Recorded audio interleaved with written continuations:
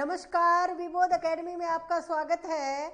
आज हम वही एस्टेट के साहित्य के प्रश्नों का जो विश्लेषण चला हुआ है, एक क्लास आ चुकी है।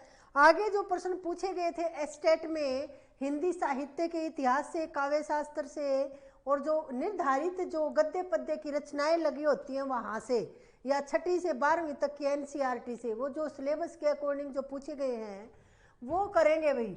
देखो ये पात्रता परीक्षा थी भाई, पात्रता परीक्षा थी, हरियाणा पात्रता परीक्षा पूछी। अभी था ये पेपर 18 तारीख को, और इसमें पात्रता परीक्षा थी ये हिंदी की, सब्जेक्ट की हिंदी, यानी कि हिंदी विषय के पीजीटी लेवल की, जो तीसरा लेवल आप जिसको बोलते हो फर्स्ट ग्रेड, उसकी ये परीक्षा थी भाई। और इसमें प्रश्न पूछे गए थे हिंदी साहित्य से, और बहुत ज़्यादा गंभीरता से प्रश्न पूछे गए थे भाई। और ऐसे प्रश्न पूछे गए थे जो आपके फर्स्ट ग्रेड सेकंड ग्रेड वालों के भी, और फिर आप असिस्टेंट प्रोफेसर वालों के लिए, नेट जेआरएफ सभी के लिए साहित्य तो वही है भाई। अब पीजीटी का करेंगे, इसके बाद टीजीटी का करेंगे, वो थोड़ा सा हल्का लेवल है, प्रश्न वो भी अच्छे हैं भाई वहाँ भी। अब देखते हैं भाई, यहाँ प्रश्न पूछा गया है, जैसे एक इसमें पूछा गया भाई प्रश्न। अब देखो प्रश्न देखते हैं, 4 विकल्प लिखेंगे और फिर उसका निष्कर्ष यानी कि उसका विश्लेषण करेंगे भाई। देखो अब हमने देखा अधिसूचना के विषय में असंगत है, प्रश्न आया भाई अधिसूचना के विषय में असंगत है। देखो नहीं है, गलत है, सही है, इस तरह के पूछे जाते हैं। तो अब देखो सबसे जो पहला विकल्प डाला गया वो है भाई, इसमें विविध सरकारी नियमों आदेशों आदि की घोषणा होती है। इसमें विविध सरकारी नियमों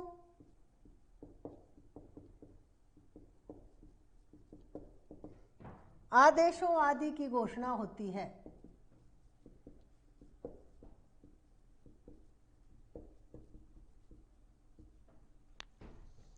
दूसरा देखिए, इसमें है भाई प्रेषक के स्थान पर, प्रेषक के स्थान पर उत्तम पुरुष एकवचन का प्रयोग किया जाता है। उत्तम पुरुष एकवचन का प्रयोग किया जाता है।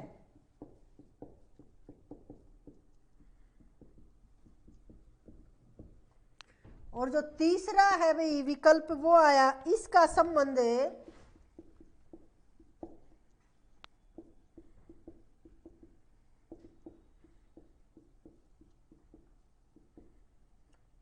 सर्वसाधारण या संबंधित व्यक्ति,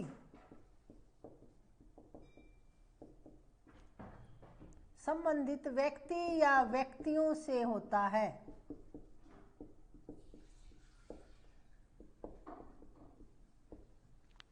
और जो अगला विकल्प है भाई वो है, इसे राजपत्र में प्रकाशित किया जाता है।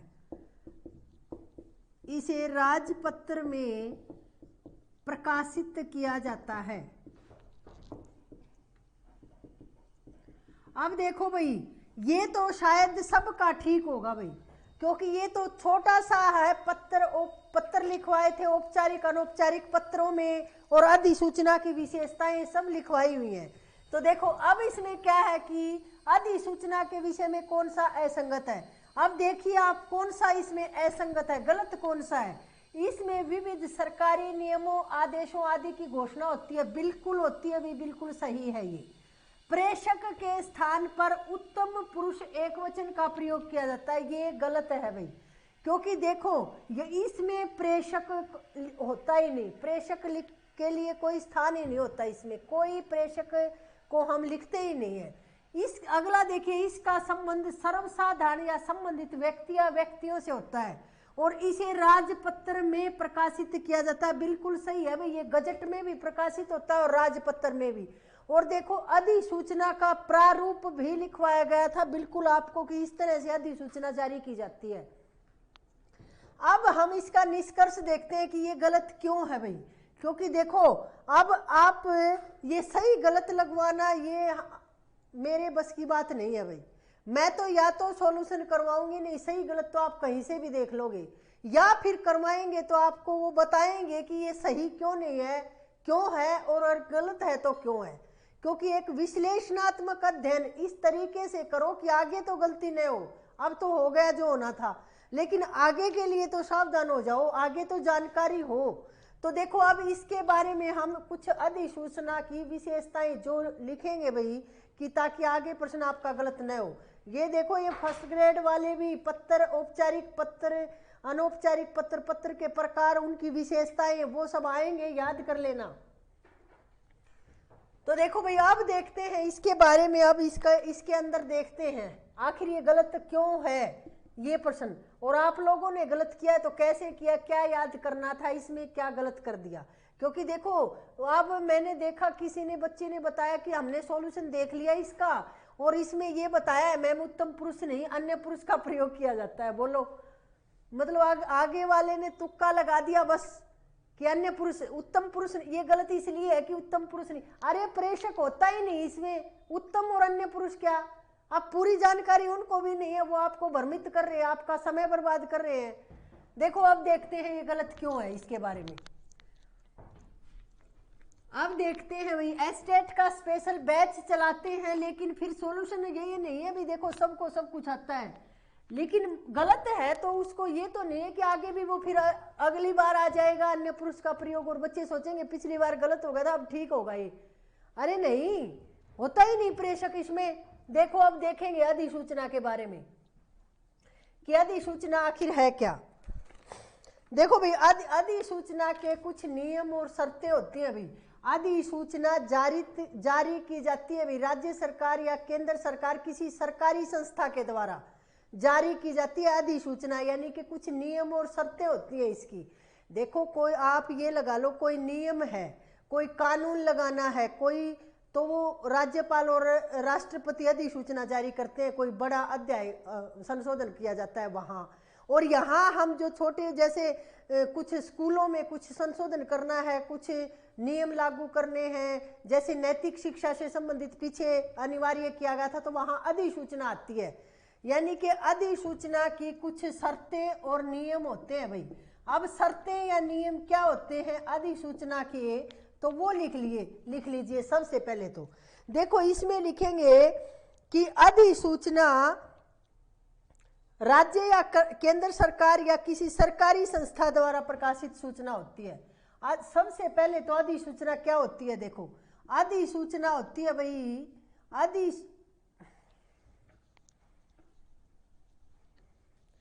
अधिसूचना, ये लिख लो 4-5 बातें अधिसूचना के बारे में, सभी को पता लग जाएगा। जिन्होंने यहाँ से अध्ययन किया है वो तो जानते हैं, लेकिन जो भी बच्चे जो स्टेट देंगे आगे आप दिया है वो सब के लिए हम यहाँ करवा रहे हैं सॉल्यूशन ये। तो अधिसूचना देखो राज्य या केंद्र सरकार, राज्य केंद्र सरकार या किसी सरकारी संस्था द्वारा प्रकाशित होती है अभी, या किसी सरकारी संस्था द्वारा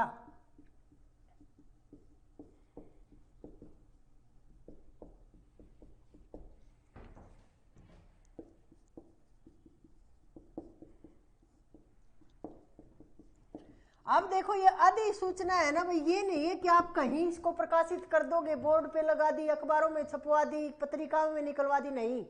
अधिसूचना राजपत्र में प्रकाशित होती है, और जो राज्यपाल और राष्ट्रपति जो अधिसूचना जारी करते हैं वो गजट में प्रकाशित होती है भाई। तो लिखो इसमें, देखो ये 2-3 बातें लिखेंगे कि अधिसूचना क्या है। राजपत्र में विशेषांक में आदेश राजपत्र होता है भाई, एक आदेश राजपत्र में, आदेश राजपत्र के विशेष अंक में प्रकाशित होती है भाई, विशेष अंक में प्रकाशित होती है।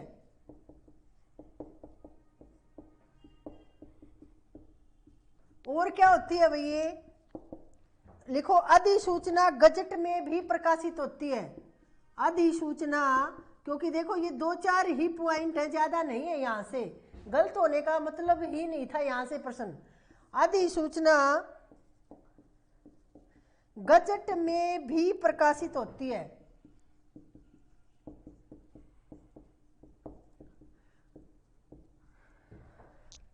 अधिसूचना कभी भी समाचार पत्रों में प्रकाशित नहीं होती, इस बात को याद रखना है भाई।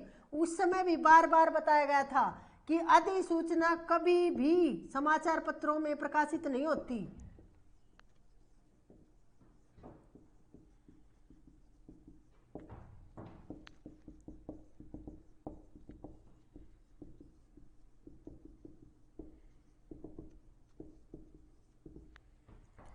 और देखिए भैया अधिसूचना के बारे में कि आदेश इसमें प्रेषक का उल्लेख नहीं होता। देखो यहीं से प्रश्न आपका बनाया गया, इसमें प्रेषक का उल्लेख नहीं होता।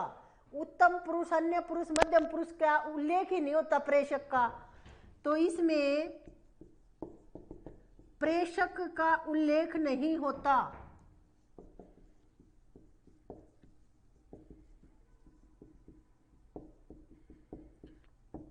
प्रेषक का उल्लेख ही नहीं होता भाई, ये याद रखनी है बात। और यहीं से प्रश्न आपका आया था, तो अब आपको पता चला कि वो क्यों गलत है।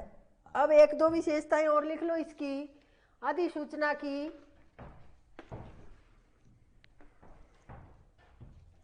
अगली जो विशेषता है वो है भाई, सूचना पाने वाले अधिकारी व कर्मचारी को, जैसे कि ये सूचना तो जारी किसने की भाई, किसी सरकारी संस्था ने या फिर केंद्र सरकार ने या राज्य सरकार ने। अब जिसके पास ये सूचना भेजी जाएगी, जो कर्मचारी या जो भी ये लगाओ आप अधिकारी उस सूचना को प्राप्त करेगा, उसके पास ये एक फोटोकॉपी अलग से भेजते हैं भाई, यानी कि एक पृष्ठ अंकन, यानी कि पृष्ठ अंकन का मतलब है पृष्ठ के ऊपर अंकित करके एक प्रति भेज देते हैं अलग से, जो उसके पास सुरक्षित रहती है हमेशा।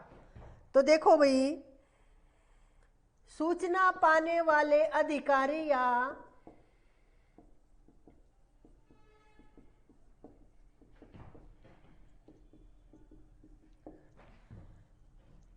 कर्मचारी को पृष्ठांकन, यानी कि पृष्ठ पर अंकन करके, इसको कुछ कठिन शब्द मत मान लेना, पृष्ठांकन से एक प्रति भेज दी जाती है। पृष्ठांकन से एक प्रति भेज दी जाती है। अब देखो भाई, एक सूचना तो जारी कर दी अधिसूचना तो, और उसको समाचार पत्रों में छापा नहीं गया, उसको राजपत्र में छापा गया और गजट में प्रकाशित हुई वो। अब जिसके लिए वो अनिवार्य है, जहां जहां, जैसे देखो कोई भी डीसी के पास कोई पत्र भेजना है, किसी जिले में कोई कार्य करवाना है, कोई विशेष कार्यक्रम चलवाने हैं, तो वहां वो जो एक अधिसूचना वहां जारी की राज्य सरकार ने, वो प्रत्येक जिले के कलेक्टर के पास भेज दी जाएगी। और फिर क्या होगा कि भाई वो फिर उनके पास एक प्रति भेजी जाएगी, उसकी छपी तो वो राजपत्र में, और उनके पास वो सबके पास वो वितरित कर दी जाएगी कि भाई अपने अपने इलाके में, अपने अंडर में जो आपके आते हैं ना, उस इलाके में आप ये कार्य करवाओ। ये इसका कहने का मतलब ये है भाई। अब देखो अगला क्या है इसमें, इसका उद्देश्य है सामान्य को संबंधित विषय के बारे में सूचित करना। अब उद्देश्य क्या है अधिसूचना का, तो लिखो भाई, इसका उद्देश्य है, आप लोग को तो सब लिखा हुआ है, आप लोगों ने तो ये सब लिखवा चुकी हूं मैं। तो इसका उद्देश्य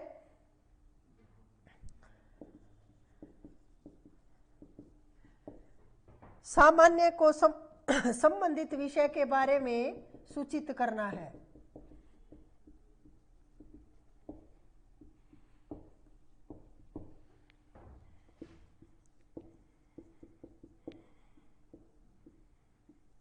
अब देखो भाई अगला और लिख लो, यह विभागीय आदेश होता है भाई, यह विभागीय आदेश होता है। ये है भाई अधिसूचना की विशेषताएं। आगे जब भी इस तरह का प्रश्न आएगा तो आप बिल्कुल गलत नहीं करोगे, क्योंकि इससे बाहर अधिसूचना में कुछ नहीं होता। और अधिसूचना का प्रारूप लिखवा चुके हैं हम आपके सामने, तो देखो भाई ये है अधि, जो प्रश्न हमारा पूछा गया था उसमें वो प्रेषक वाला गलत होगा कि इसमें प्रेषक का उल्लेख ही नहीं होता। उत्तम पुरुष का उसमें लिखा कि प्रेषक को उत्तम पुरुष एक वचन में लिखते हैं भाई, वो गलत है क्योंकि प्रेषक को तो लिखते ही नहीं उसमें। ये भाई हमारा प्रश्न था। अब देखो एक अपने अपने तरीके होते हैं भाई सब अध्यापक के पढ़ाने के, लेकिन हम तो एक ही उद्देश्य से पढ़ाते हैं भाई कि ऐसा पढ़ाएं कि आप टॉप कर जाओ। बस हमारा उद्देश्य यही है भाई। पास तो सभी हो लेते हैं, लेकिन हम ये चाहते हैं कि कोई ऐसी कमी हमारे यहाँ नहीं रहनी चाहिए अध्ययन कौशल में कि आपको हानि हो, फिर परीक्षा में बैठो और आपको कुछ मिले ही नहीं। क्योंकि देखो देखा है मैंने ऐसे ऐसे अध्यापक, अब देखो सोल्व करवा दिया, पेपर सोल्व करवा दिया सबने, बहुत दिन हो गए, उस दिन ही करवा दिया, किसी ने दूसरे दिन करवा दिया, लेकिन ये तो नहीं बताया भाई ये गलत क्यों हुए और सही है तो क्यों है। ऐसे डाउट तो मन में दिमाग में तो वही संशय रह गया। अब देखो अगला प्रश्न इसमें देखेंगे हम। अगला प्रश्न जो पूछा गया भाई इसमें वो पूछा गया है भाई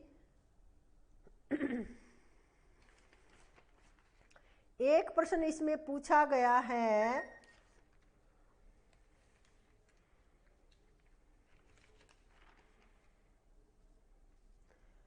देखो भाई देखते हैं एक बार पेपर में अगला प्रश्न कौन सा है, क्योंकि पूरा प्रश्न नहीं लिखा हुआ।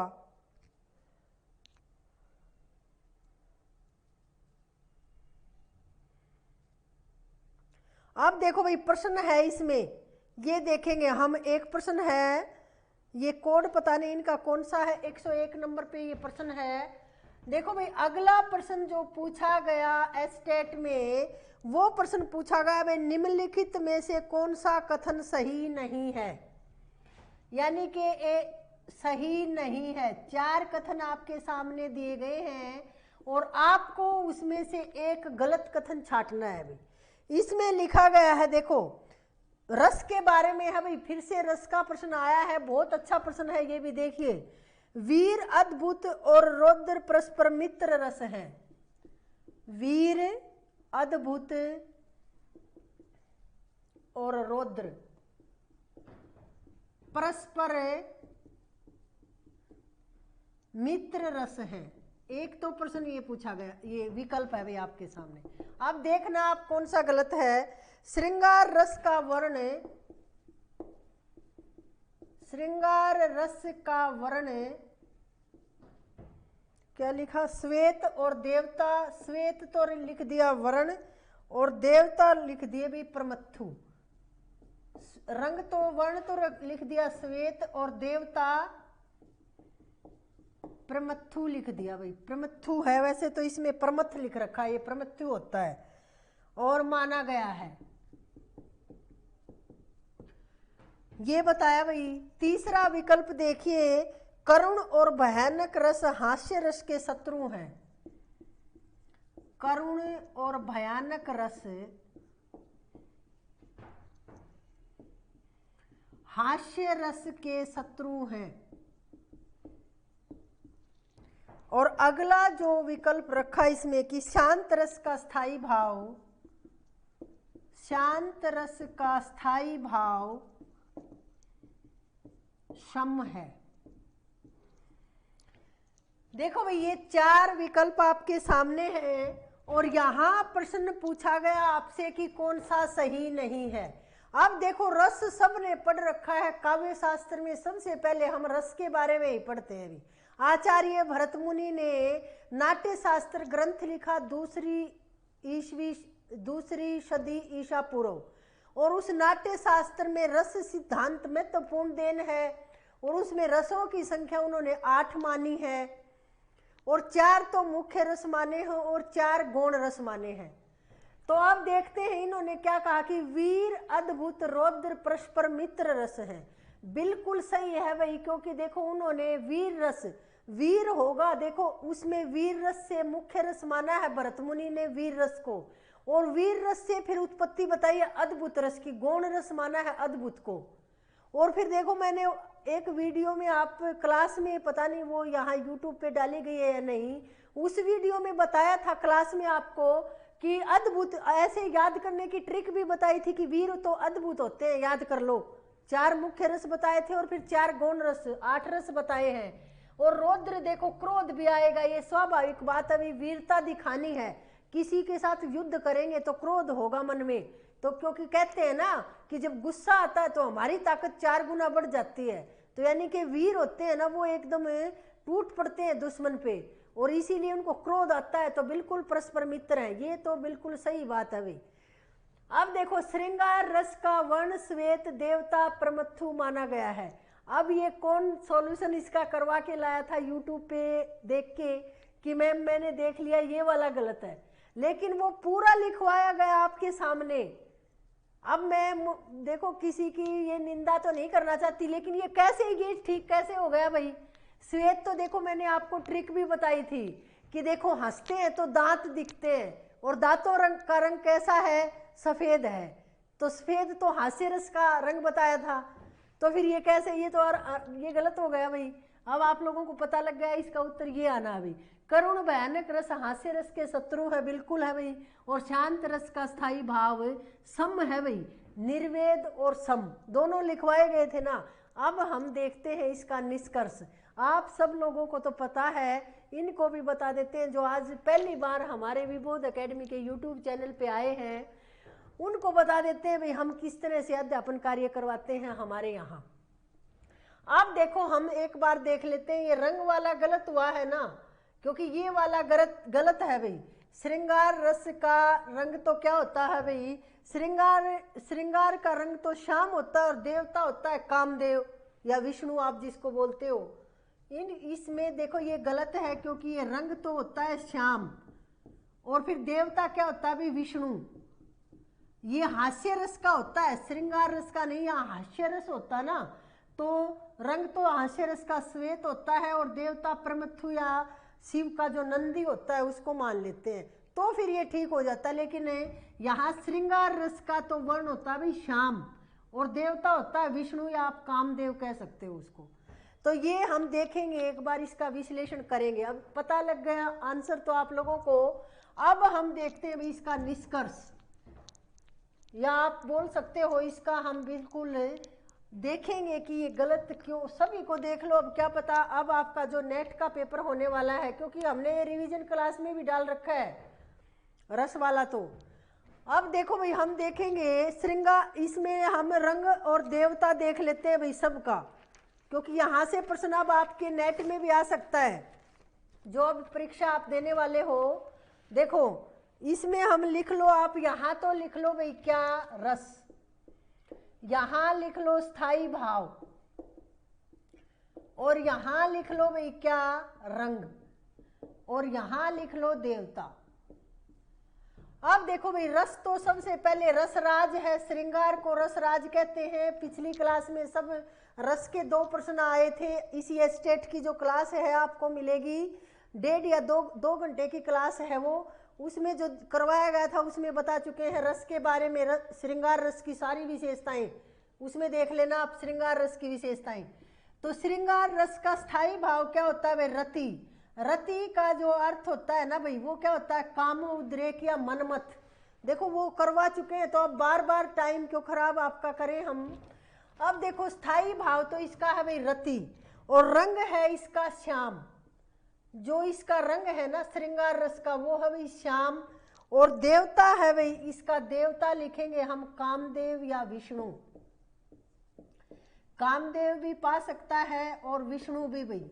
और देखो ट्रिक भी बताई थी इसकी पहले भी कि श्रृंगार करके भी हम श्याम रंग वाले होते हैं ना भाई, वो भी सुंदर हो सकते हैं श्रृंगार करके, और कामदेव ही करते हैं ज्यादा श्रृंगार। तो देखो भाई अब हम देखते हैं हास्य रस के बारे में। यहां से प्रश्न डाल दिया। अब आपके देखो हास्य रस का स्थायी भाव का क्या है भाई, हास्य है स्थायी भाव। रंग इसका है वो श्वेत है भाई, रंग श्वेत रंग किसका है, हास्य का। पहले भी बताया था आपको। देखो ये दोनों मुझे अब भी याद है, संदेह अलंकार भ्रांतिमान दोनों में बताया था, और वो उदाहरण दिया था तुलसीदास वाला। और फिर ये रंग के बारे में भी बताया था उसी समय कि देखो तुलसीदास जी जब उनकी पत्नी थी रत्नावली, बहुत ज़्यादा प्रेम करते थे अपनी पत्नी से, और वो मायके चली गई तो उनके पीछे पीछे चले गए। और वो जो आप ये लगाओ कि छत पे चढ़ने के लिए एक सांप लटका हुआ था भाई, उन्होंने सोचा कि ये रस्सी है और उसको पकड़ के वो छत पे चढ़ गए। अब देखो इसमें भ्रांतिमान, यदि उनको संदेह हो जाता ना थोड़ा सा भी कि भाई ये रस्सी है सांप नहीं है, तो वो नहीं, संदेह में आदमी रिस्क नहीं लेता, वो बिल्कुल नहीं चढ़ता। लेकिन वो भ्रांतिमान है, उसको तो बिल्कुल ही ये लगाओ कि सांप का तो उसको मन में ही नहीं आया, उसने तो रस्सी ही समझ ली। और फिर उसी समय बताया गया था ये भी हास्य रस का भी कि देखो हंसते हैं फिर हंसेंगे हम भाई, ऐसे आदमी पे तो हंसेंगे, स्वाभाविक बात है। और हंसे तो क्या दांत दिखे, दांतों का रंग कैसा है, श्वेत। और फिर क्या प्रमथु, यानी कि यहाँ हमारे क्या माथे में क्या तोड़ियाँ पड़ गई, ऐसे ही बताया गया था। और आपको याद भी वो स्थायी हो गया होगा, इसीलिए तो आप लोगों का वो गलत नहीं हुआ। तो देखो हास्य रस का हास्य है भाई, श्वेत रंग है। और जो देवता है वो है भाई शिवगण कह सकते हो आप, या प्रमथु कह सकते हो आप, शिवगण या नंदी, शिव का नंदी कह सकते हो भाई आप इसको। आगे देखिए भाई, अगला जो है वो करुण रस है। करुण रस का जो स्थायी भाव है वो है भाई शोक। और फिर इसका रंग है भाई कपोत वर्ण है, रंग कैसा है, कपोत है। और देवता है भाई इसके क्या, यमराज, या यम बोल सकते हो आप, यमराज। अब देखो इसका भी कितनी अच्छी तरह से बताया था कि एक कल्पना कर लो अपने दिमाग में आप कि कोई कबूतर है, कपोत यानी कि कबूतर, कोई कबूतर है और वो घायल अवस्था में है भाई, तो उसके ऊपर दया आएगी और वो इतना घायल है कि यमराज के पास पहुंचने वाला है। तो ये याद करने का तरीका भी आप इस तरह से देखो, ये सिर्फ मैं अपने तरीके से बता रही हूँ, आप चाहो उस तरीके से याद कर लेना। अब देखो भाई वीर रस का देखेंगे हम, तो देखो वीर रस में क्या है भाई, स्थायी भाव तो वीर का क्या है, उत्साह है भाई। और इसका वर्ण यदि हम देखेंगे तो देखो रक्त वर्ण है भाई, रक्त वर्ण, या इसको हेम वर्ण भी कहते हैं भाई, हेम वर्ण। देखो बिल्कुल लाल हो जाएगा, वीरों का चेहरा होगा ना, वो चमक होगी उनके ऊपर, एक अलग ही चमक आएगी चेहरे पे, जो बहादुर होंगे वो। और फिर देखिए इनका जो देवता है वो कौन सा होता है भाई, महेंद्र या इंद्र कह सकते हो आप, इंद्र का ही पर्यायवाची है, महेंद्र भी आ जाए। अब देखो अगला देखते हैं भाई हम रौद्र रस। अब देखिए रौद्र रस का स्थायी भाव क्या है भाई, क्रोध है। क्रोध में क्या देखेंगे भाई, रंग कैसा, क्रोध का रंग तो लाल ही होता है, लाल रंग हो जाएगा इसका। और फिर क्या होगा भाई, रुद्र देवता है इसके, ये तो बिल्कुल आसान है भाई, रुद्र देवता है, यानी कि भगवान शिव को रुद्र भी कह देते हैं, उनको गुस्सा ज्यादा आता है, क्रोध, और रंग लाल हो जाता है बिल्कुल गुस्से में। भयानक रस देखिए भाई, भयानक, भयानक रस का जो स्थायी भाव है वो भय है। और रंग है वो कैसा है भाई, काला कह सकते हो आप, या कृष्ण कह सकते हो भाई। देखो कोई भयानक चीज होगी, जैसे राक्षस वगैरह दिखाते हैं, ये जो हम पौराणिक कथाएं देखते हैं उसमें बिल्कुल काले रंग के ऐसे काल देवता दिखाते हैं, उसको ऐसा दिखाते हैं ना, तो उसको भय डर लगता है उससे, तो वो क्या, भय तो स्थायी भाव है और रंग कैसा है, काला है। और फिर जो देवता है वो काल देव है भाई, काल देव जो देवता माने जाते हैं। और आगे देखिए भाई फिर इसमें क्या है, अद्भुत रस। अद्भुत रस जो है, अद्भुत रस का जो स्थायी भाव होता है वो होता है भाई विस्मय। और देखो विस्मय यानी कि इसमें क्या होगा भाई, पीत वर्ण या पीला बोल सकते हो आप, पीत वर्ण बोल सकते हो या पीला रंग होता है अद्भुत का। और फिर इसमें जो देवता होते हैं वो होते हैं गंधर्व। और इसके बाद फिर देखे भी विभत्स रस। विभत्स रस का स्थायी भाव होता है जुगुप्सा। जुगुप्सा का अर्थ होता है घृणा करना किसी चीज से, मांस, मच्छा, मछली ये देखते हैं ना, वहां विभत्स रस होता है भाई। इसका रंग होता है भाई नीला, नील वर्ण कह सकते हो या नीला रंग होता है। और जो देवता होता है वो होता है भाई महाकाल। ये भी देखो आराम से आप इसका याद करने का तरीका कितना आसान है। विभत्स यानी कि मांस, मछली, मज्जा जहां दिखेगी, जैसे मांस दिखा वहां आपको नीला नीला कुछ दिखता है ना, और महाकाल वो मरे हुए का होता है, उसका तो काल आ ही चुका होता है। अब देखो बताते हुए भी आप विभत्स चेहरे पे ऐसे आ रहे हैं हाव भाव भाई। अगला है भाई शांत रस, जो आखिर का है। अगला है 9वां रस, वो है भाई शांत रस। और शांत रस का स्थायी भाव क्या है भाई? निर्वेद या शम। अब देखो वो आपने किससे सोल्व करवाया था, उनको जाके बताना कि सम तो हमारी मैम ने तो बताया, निर्वेद और सम होता है शांत रस का स्थायी भाव। ये वीडियो दिखा देना, ये क्लास उनको। अब देखते हैं भाई हम धवल, इसका रंग होता है भाई धवल। और जो देवता होते हैं वो होते हैं भाई लक्ष्मी नारायण।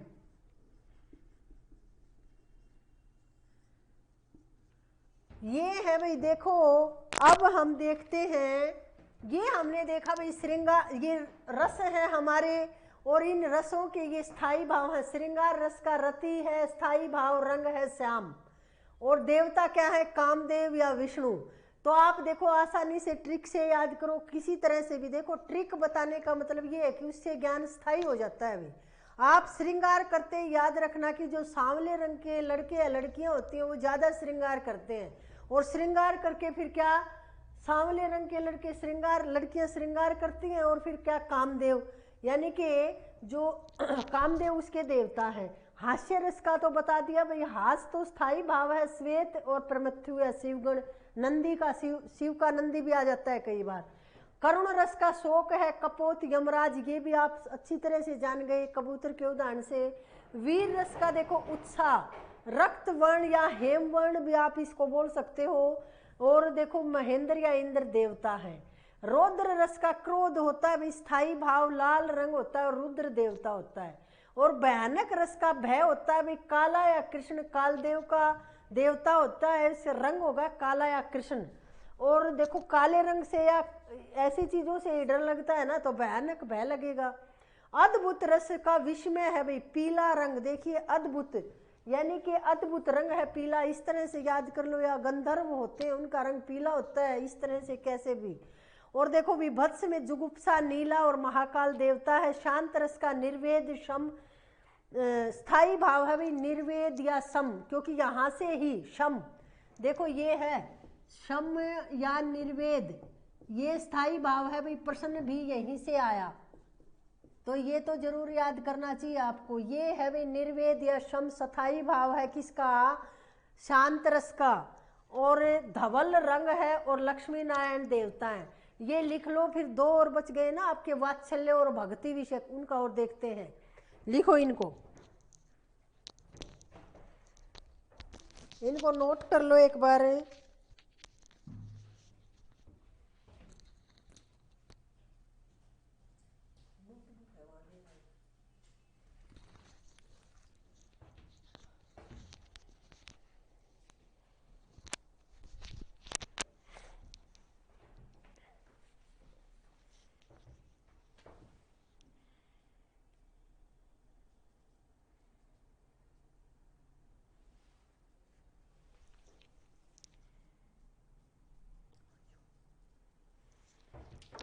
चलो लिखो भाई, आगे देखो फिर इसका।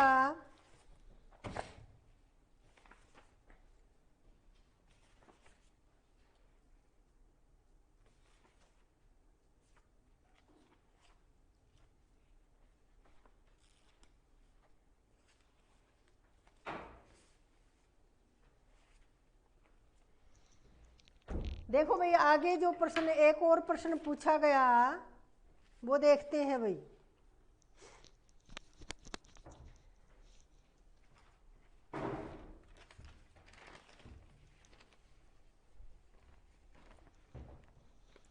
अब देखो भाई आगे एक प्रश्न पूछा गया है, उसके बारे में देखेंगे। अगला जो प्रश्न पूछा गया,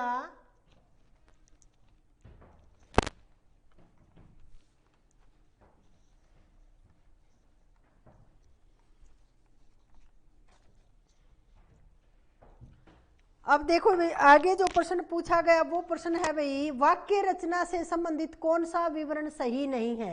ये देखो भाई व्याकरण का प्रश्न पूछा गया है वाक्य रचना से। और वाक्य रचना, वाक्य विचार या रचना नाम से एक क्लास आपको मिलेगी विबोध एकेडमी के यूट्यूब चैनल पे, देखना आप।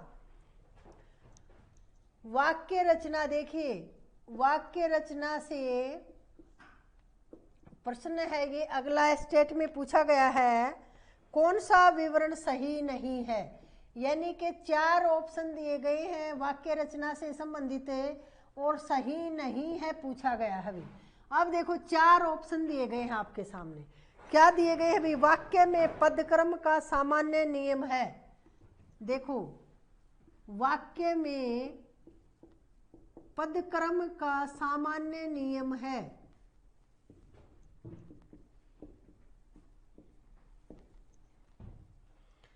सामान्य नियम क्या है भाई? कि पहले कर्ता फिर कर्म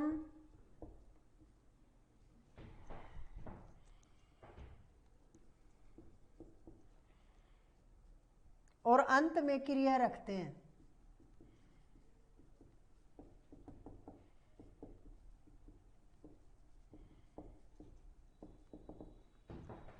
अब देखो भाई दूसरी बात इसमें लिखी हुई है कि द्विकर्मक क्रिया वाले वाक्यों में, द्विकर्मक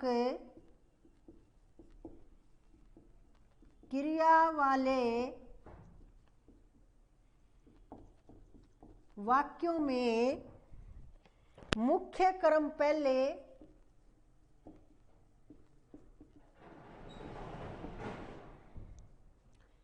और गौण कर्म बाद में आता है।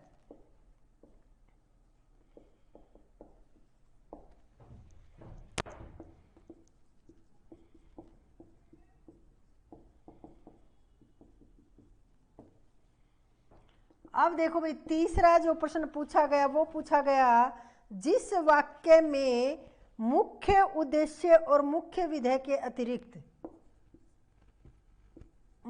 जिस वाक्य में मुख्य उद्देश्य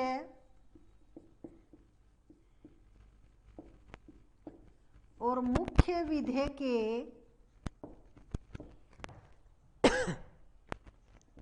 के अतिरिक्त एक या अधिक समापिका क्रियाएं रहती हैं, एक या अधिक समापिका क्रियाएं रहती हैं,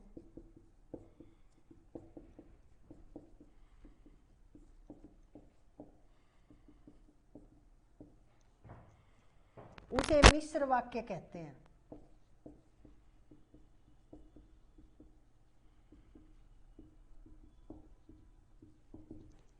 अगला देखिए भाई इसमें फिर अगला है भाई संयुक्त वाक्य के मुख्य वाक्यों को,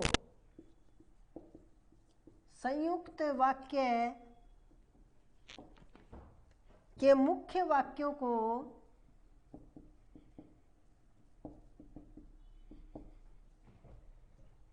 समानाधिकरण उपवाक्य कहते हैं।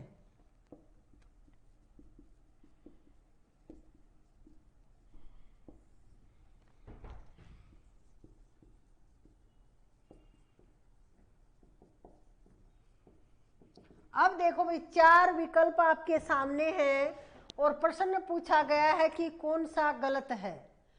पढ़ते हैं। देखो भाई वाक्य में पदक्रम का सामान्य नियम है कि पहले कर्ता फिर कर्म और अंत में क्रिया। यानी कि हमारे यहाँ जो वाक्य निर्माण की क्रिया इस तरह से होती है भाई, यानी कि इन्होंने ये कहा जैसे राम पढ़ता है, राम पुस्तक पढ़ता है,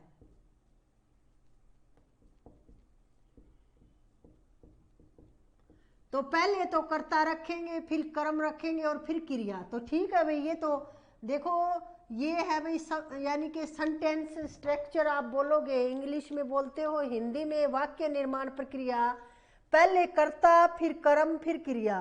तो ये तो बिल्कुल सही है भाई, क्योंकि वाक्य में पदक्रम का, पदक्रम यानी कि पदों का क्रम हम व्यवस्थित जचाएंगे, क्योंकि वाक्य के अनिवार्य तत्वों में भी पढ़ा था भाई पदक्रम हमने, कि पदों का जो क्रम है वो इसी तरह व्याकरणिक दृष्टि से होना चाहिए व्यवस्थित। तो ये तो बिल्कुल सही है। दूसरा देखो भाई, द्विकर्मक क्रिया वाले वाक्यों में मुख्य कर्म पहले और गौण कर्म बाद में आता है।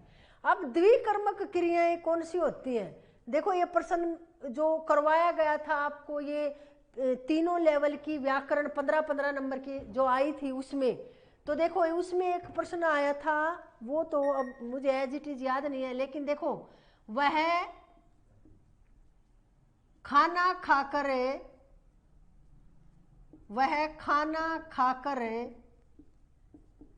सो गया। नहीं, उसमें आया था राधा शाम को पत्र लिखती है, ये वाला था ना। तो अब देखो वही लिखेंगे, इसी में पूछा गया है। इसी में जो व्याकरण अलग से 15 नंबर की आती है ना भाई, उसमें प्रश्न पूछा गया था कि राधा शाम को पत्र लिखती है। तो देखो भाई कर्म दो होने चाहिए। द्विकर्मक का मतलब द्वि मैंने दो, और कर्म यानी कि दो कर्म है, इसमें दो कर्म है ना। देखो कैसे, राधा तो क्या है कर्ता, शाम क्या है भाई, देखो इसमें एक और एक पत्र। तो इसमें क्या प्रश्न पूछा गया है कि द्विकर्मक क्रिया वाले वाक्यों में मुख्य कर्म पहले। अब मुख्य कर्म क्या है इसमें? मुख्य कर्म वो है जिसके अनुसार क्रिया आई है। क्रिया किसके अनुसार आई? राम शाम को पत्र लिखती है तो कर्ता के अनुसार तो आई हुई क्रिया तो इसमें। लेकिन देखो अब इसमें मुख्य कार्य क्या किया गया है, यानी कि पत्र, मुख्य काम तो है पत्र लिखने का, और वो लिखा किसके लिए? शाम के लिए।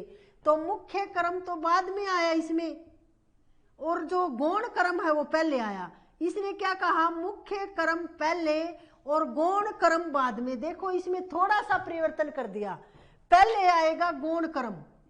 गौण कर्म तो पहले आया भाई, मुख्य कर्म था पत्र लिखना। कार्य क्या था उसका? राधा का पत्र लिखना, लेकिन उसने वो तो बाद में आया है ना, ये तो है मुख्य कर्म, और जो गौण कर्म है वो आ गया पहले। तो देखो इसमें उल्टा लिख दिया, द्विकर्मक क्रिया वाले वाक्यों में गौण कर्म पहले और मुख्य कर्म बाद में आता है। ऐसे लिखा होता तो बिल्कुल ठीक होता ये। तो अब इसका उत्तर यही है भाई। अगला देखते हैं, मुख्य उद्देश्य और मुख्य विधेय के अतिरिक्त एक या अधिक समापिका क्रियाएं रहती हैं, उसे मिश्र वाक्य कहते हैं। बिल्कुल ठीक है भाई ये तो। और देखो आगे, संयुक्त वाक्य के मुख्य वाक्यों को समानाधिकरण उपवाक्य कहते हैं। इसका अब थोड़ा सा विश्लेषण देख लो आप। देखो समानाधिकरण और व्याधिकरण क्या होते हैं भाई? समानाधिकरण तो होते हैं शब्दों को, वाक्यों को, वाक्यांशों को जोड़ने वाले, और व्याधिकरण होते हैं एक मुख्य वाक्य में एक से अधिक उपवाक्यों को जोड़ा जाता है, वो होते हैं क्या? व्याधिकरण। तो ये भी बिल्कुल ठीक है भाई। इसमें जो गलती हुई ये हुई, और क्यों हुई ये गलती? क्योंकि ये आना था भाई, गौण कर्म तो पहले आता है इसमें और मुख्य कर्म बाद में आता है भाई। ये है इसका वाक्य रचना के आधार पर। देख लो आप वाक्य रचना कैसे होती है, थोड़ा सा वाक्य के बारे में देख लो, निष्कर्ष भी हो जाएगा और आपका रिवीजन भी हो जाएगा, और आपको पता भी लग जाएगा कि आपको कितना आता है। देखो भाई, वाक्य के अनिवार्य तत्व पढ़े थे हमने 6, 5 लिखे हुए थे और छठा भी फिर बताया गया था सार्थकता। अब देखो भाई, और 2 अंग होते हैं वाक्य के, उद्देश्य और विधेय। ये हमारी विबोध एकेडमी के यूट्यूब चैनल पे व्याकरण की आपको अलग से प्लेलिस्ट मिलेगी भी, और वहां आप वाक्य विचार में जाओगे तो सब कुछ मिलेगा आपको वहां पे। देखो एक वो अन्विति बताया था ना, अन्वय या अन्विति, ये भी कई बार पूछा जाता है भाई। ये भी एक अनिवार्य होता है वाक्य का। जो अनिवार्य अंग होते हैं ना, उसमें क्या है? एक तो सार्थकता होनी चाहिए, वाक्य सार्थक होना चाहिए, एक पदक्रम होना चाहिए। दूसरा क्या है? अन्विति या अन्वय था उसमें। तो इसमें क्या था भाई, यानी कि इसमें ये यहां से भी कई बार पूछा जाता है कि क्रिया जो है वो कर्ता के अनुसार। अब यहां यदि मैं लिख दूं कि राम खाना खाती है, तो अब देखो ये क्रिया है, ये कर्ता के यानी कि ये वाक्य सार्थक नहीं है। क्यों? क्योंकि क्रिया से संबंधित दोष है, उसको अन्वय दोष बोलते हैं भाई। अन्वय या अन्विति दोष वाक्य में कई बार ये पूछा गया है। अभी वो आप पेपर लेके आए थे उसका सॉल्यूशन करेंगे, उसमें ये वाला था भाई, चाय पीता है, चाय खाता है लिखा हुआ था। तो चाय पीने की चीज होती है, खाने की नहीं। या फिर इसी तरह से जैसे खाने की चीज को पीना बोल दिया जाए तो वो वहां क्या होता है, अन्वय दोष होता है। ये अब बार बार क्या बताएं, आप देख लेना, वाक्य विचार की क्लास में सब बताया हुआ है। अब देखो भैया अगला प्रश्न करेंगे, इसमें क्या आया हुआ था।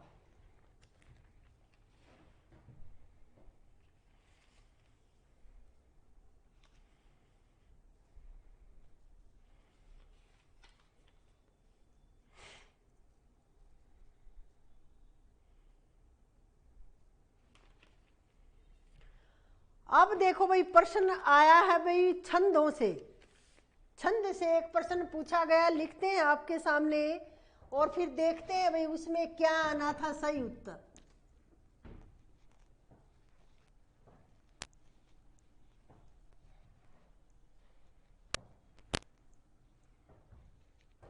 अब देखो इसमें क्या है भाई, मालिनी छंद का लक्षण नहीं है, यानी कि वर्णिक छंदों के बारे में पूछा भाई। मालिनी छंद का ये प्रश्न है भाई अगला, मालिनी छंद का लक्षण नहीं है।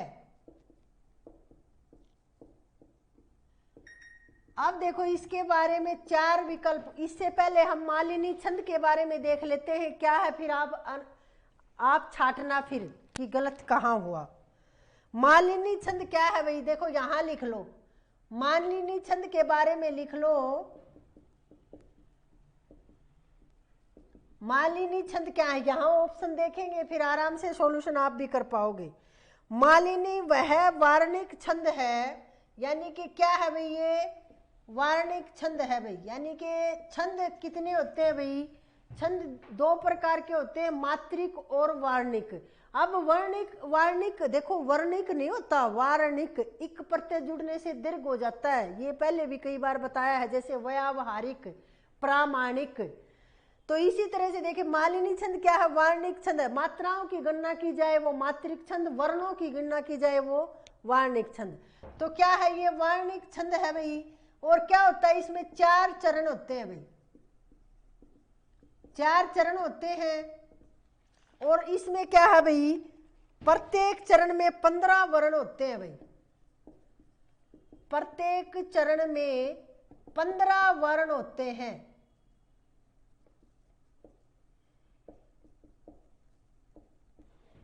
और देखिए फिर आगे इसमें और क्या होता है भाई, इसमें दो तो नगण होते हैं। देखो गणों का क्रम देखेंगे, इसमें गणों का क्रम होता है भाई। इसमें गणों का क्रम कैसे है, दो तो होंगे नगण, दो तो होंगे भाई क्या नगण, एक होगा मगण और दो यगण होंगे भाई, और दो यगण का क्रम होगा। मालिनी छंद वहां होगा जहां दो नगण, एक मगण और दो यगण का क्रम होगा। गणों का क्रम ये बता दिया इसमें। और इसमें क्या बता दिया, 8 और 7 पर यति होगी भाई। वर्णों में क्या होगी, 8 या 7 वर्णों पर यति होगी भाई। देखो भाई ये हमने देखा मालिनी छंद के बारे में। अब देखते हैं इसमें पूछा मालिनी छंद का लक्षण नहीं है। अब देखते हैं मालिनी छंद के बारे में, इसने दे दिया एक पहला ही, यह वार्णिक समवृत्त छंद है, यह वार्णिक समवृत्त छंद है।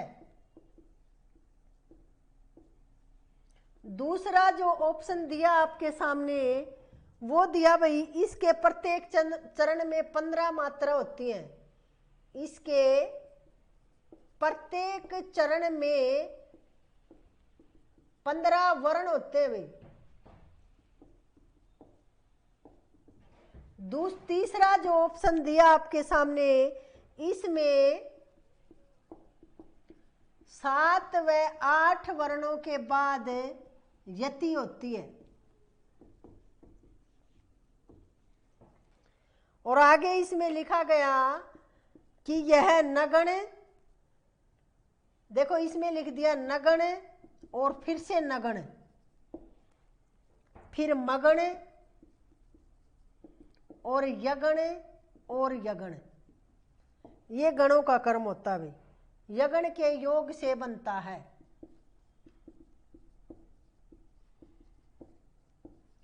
देखो भाई ये रखा गया आपके सामने, ये 4 विकल्प हैं भाई वार्णिक छंद के बारे में, और वो मैंने आपको लिखवाया हुआ है। इसमें देख के आप अब अनुमान लगाओ कि कौन सा गलत है, क्योंकि इसमें एक गलत है भाई, 3 ठीक है, इसमें एक गलत है, और वो छांटना है आपको कौन सा लक्षण सही नहीं है मालिनी छंद का।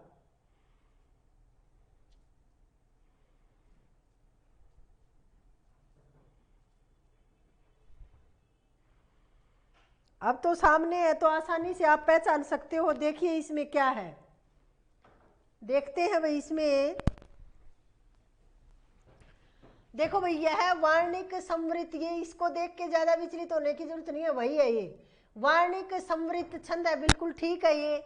इसके प्रत्येक चरण में 15 वर्ण होते हैं भाई, देखो वहां लिखा हुआ है, बिल्कुल सही है ये भी। इसमें 7 व 8 के वर्णों के बाद यति होती है।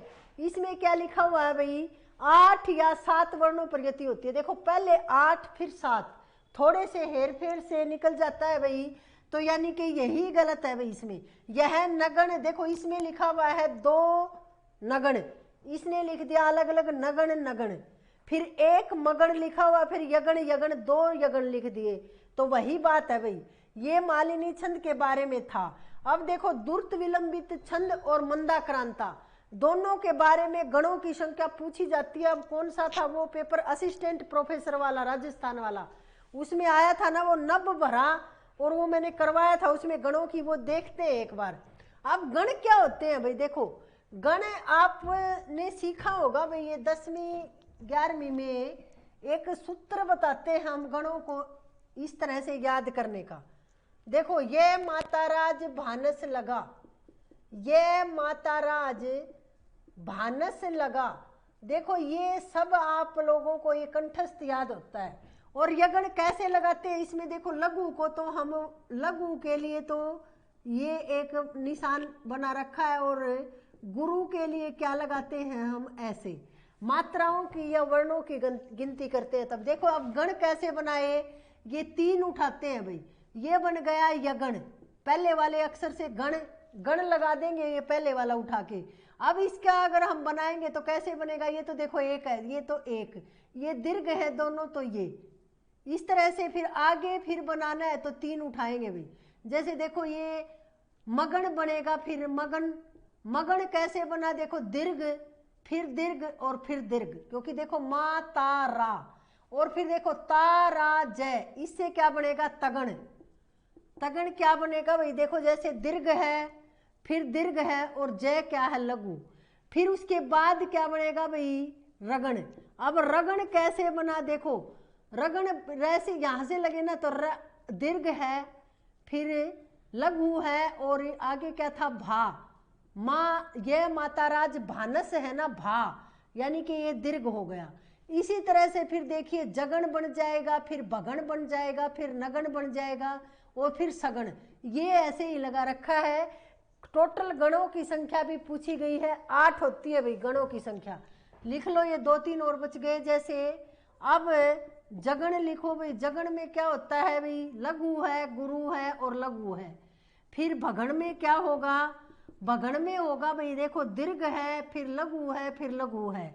और नगण में क्या होगा भाई, नगण में क्या होगा भाई फिर लघु लघु और लघु। और फिर सगण में क्या होगा, देखो ये कितने हो गए, 8वां होगा भाई सगण। अब सगण में क्या हुआ, ये लघु है फिर लघु है और दीर्घ है, ये 8 होते हैं भाई। गणों की संख्या 8 होती है, कई बार पूछी गई है और इस सूत्र के द्वारा हम इस तरह से निकाल सकते हैं। ये भी इसमें कहने का मतलब ये है कि 2 तो नगण होंगे, 2 नगण, देखो इसमें नगण ढूंढो कहाँ है, नगण यानी कि 2 नगण लगातार होंगे। 2 नगण का मतलब है कि ये 3 और फिर से लघु लघु, इस तरह से वर्णों में हम गिनेंगे तो ये होगा। फिर पूछा गया एक मगण, मगण कहाँ है, देखो मगण एक मगन होगा, इसके बाद आपको एक मगन दिखेगा और उसके बाद फिर दो यगन दिखेंगे। यगन देखो भाई, यगन ये है तो इसका मतलब ये आएंगे दो लगातार। ये कर्म, गणों का कर्म दिखेगा आपको मालिनी छंद में। ये यहाँ कहने का मतलब ये है भाई। अब हम थोड़ा सा देखेंगे भाई दुर्त विलंबित और मंदाक्रांता से, क्योंकि दुर्त विलंबित का कई बार पूछा गया है भाई। अब देखते हैं भाई अगला, हम ये एक दो वर्णिक छंद होते हैं ना, वार्णिक छंद, जहां से प्रश्न पूछे जाते हैं। वैसे तो ज्यादातर पहले तो देखो मात्रिक छंदों में से ही प्रश्न आ लेते थे, लेकिन अब देखो आ गया ये प्रश्न वर्णों से, तो ये हमें वर्णिक छंद जो महत्वपूर्ण है वो देखते हैं भाई। अब देखो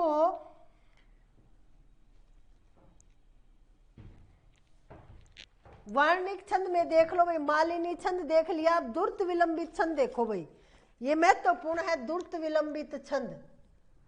देखो भाई ये असिस्टेंट प्रोफेसर के उसमें भी लगा हुआ था, ये आपके सिलेबस में था दुर्त विलंबित छंद।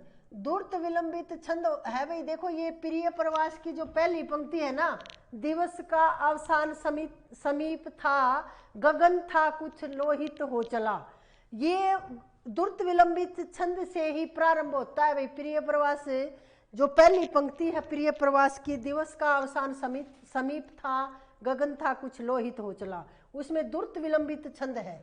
तो दुर्त विलंबित छंद देखते हैं कौन सा होता है भाई। इसमें क्या होता है, ये भी वार्णिक छंद है भाई। सबसे पहले तो लिखो यही वार्णिक छंद है। दूसरे नंबर पे लिखो इसमें क्या है भाई, इसमें 4 चरण होते हैं भाई, 4 चरण होते हैं।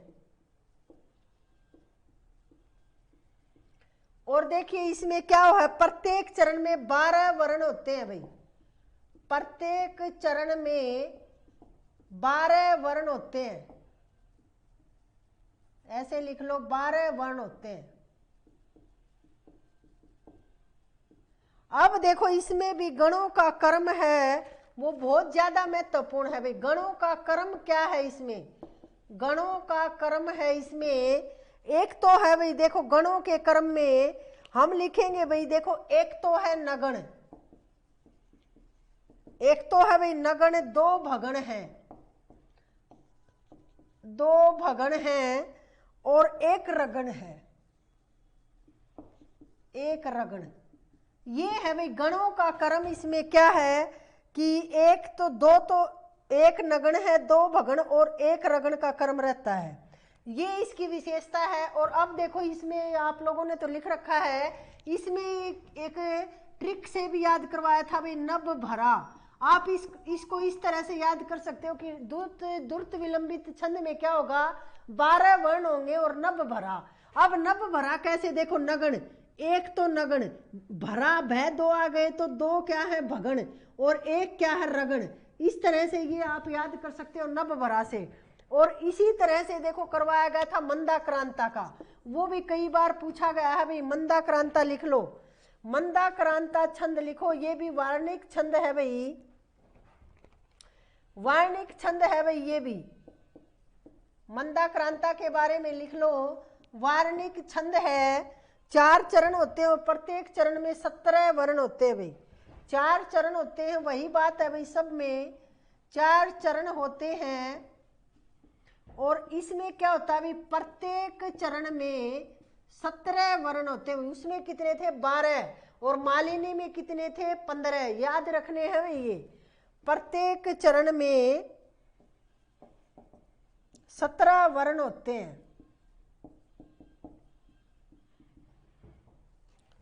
अब देखिए इसमें गणों का क्रम देखिए, इसमें गणों का क्रम क्या होगा, इसमें गणों का क्रम है भाई, एक तो है मगण, एक मगण, और क्या है भाई, एक भगण,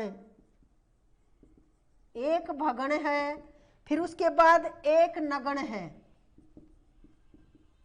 और उसके बाद 2 तगण है, 2 क्या है भाई, तगण है, और अंत में 2 गुरु क्रम में रखे जाते हैं।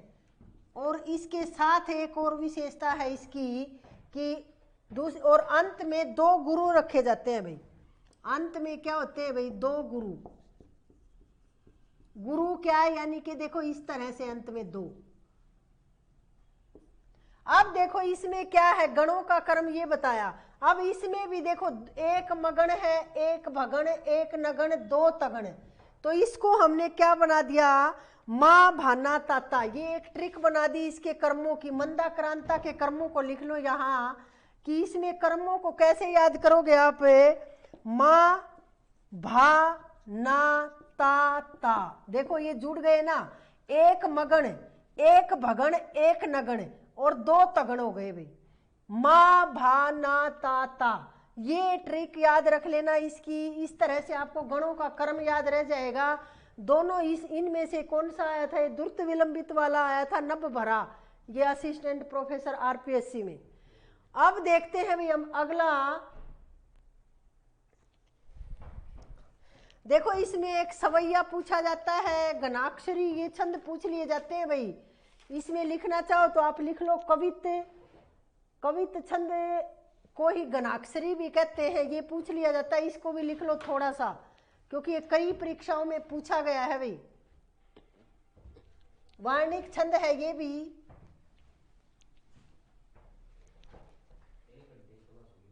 कोई बात नहीं, देखो भाई कवित लिख लो, कवित। अब कवित छंद कौन सा होता है भाई, कवित छंद भी क्या है, वार्णिक छंद है। लिखो भाई कवित छंद कैसा है, वार्णिक छंद है। ये भी कई बार, अब देखो पहले तो पूछ लेते थे, आप गिन के बता देते थे कि कौन सा छंद है, मात्राएं गिन ली, वर्ण गिन लिए। लेकिन देखो अब लक्षण पूछे जा रहे हैं, यानी कि आपको परिभाषा याद करनी है उसकी और उसकी विशेषताएं याद करनी है। वार्णिक छंद है और प्रत्येक चरण में क्या है भाई, 31 मात्राएं। देखो इसमें थोड़ा सा डाउट है, प्रत्येक चरण में या तो मिलेंगे आपको 31 मात्रा, या फिर आपको मिलेंगी 32, या फिर 33 भी मिल जाते हैं भाई। ये तीनों मिलेंगे, इनमें से एक मिलेगा आपको। ये इतने वर्ण होते हैं भाई, मात्रा नहीं सॉरी, वर्ण होते हैं भाई। कितने, या तो 31 होंगे या 32 या 33 वर्ण होंगे। और क्या होगा, मात्राओं के कर्म का नियंत्रण, गणों का विधान नहीं है भाई इसमें। देखो सबसे बड़ा प्रश्न बनेगा यहां से, गणों का विधान कौन से वार्णिक छंद में नहीं है। तो इसमें गणों का विधान नहीं है, गणों का विधान नहीं है भाई इसमें, ये याद रखना है आपको। और इसमें क्या है, केवल वर्णों की संख्या प्रत्येक चरण में बराबर होती है। गणों का विधान नहीं है, केवल वर्णों की संख्या, वर्णों की संख्या प्रत्येक चरण में बराबर होगी।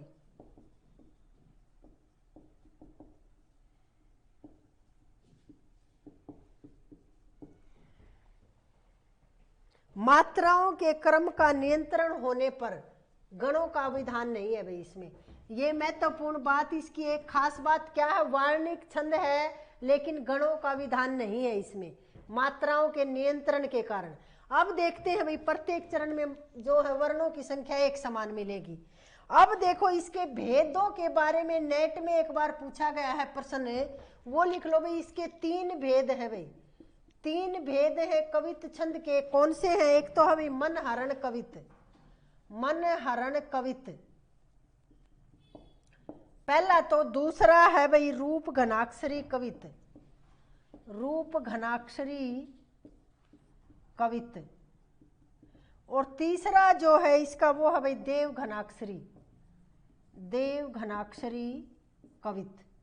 ये इसके 3 भेद हैं भाई कवित छंद के। ये पूछ लिए जाते हैं भाई, कई बार पूछे गए हैं। और देखो भाई सवैया के बारे में भी लिख लो, ये भी एक बार पूछा गया, एक बार क्या कई बार पूछा गया है सवैया छंद भी। देखो और हमारे ये लगे भी होते हैं सवैये, तो पूछ सकते हैं। देखो वार्णिक छंद है, इसके बारे में भी लिख लो भाई, वार्णिक छंद है, सवैया है, ये वार्णिक छंद है। और प्रत्येक चरण में 22 से 26 वर्ण होते हैं भाई। प्रत्येक चरण में क्या होगा भाई, 22 से 26 वर्ण होंगे। प्रत्येक चरण में 22 से 26 वर्ण होंगे, या तो 22 होंगे या 26 वर्ण होंगे। और इसमें देखिए गणों का क्रम लिख लीजिए आप कि प्रत्येक चरण किसी एक गण की 7-8 आवृत्ति से बना होता है। किसी भी एक गण की, देखो प्रत्येक चरण किसी भी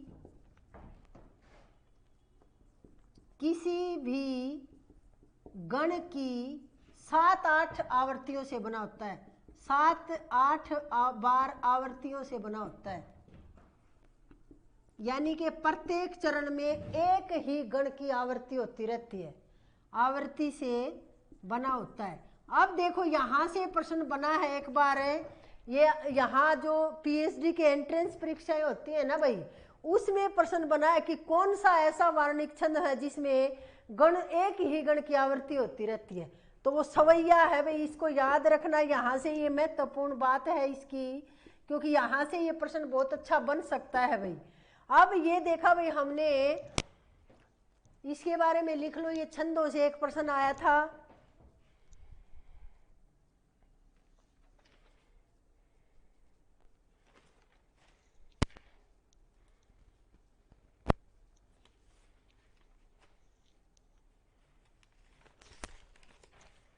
अब देखो भाई एक प्रश्न पूछा गया है सर्वनाम से, आसान प्रश्न है बिल्कुल, देखते हैं क्या है।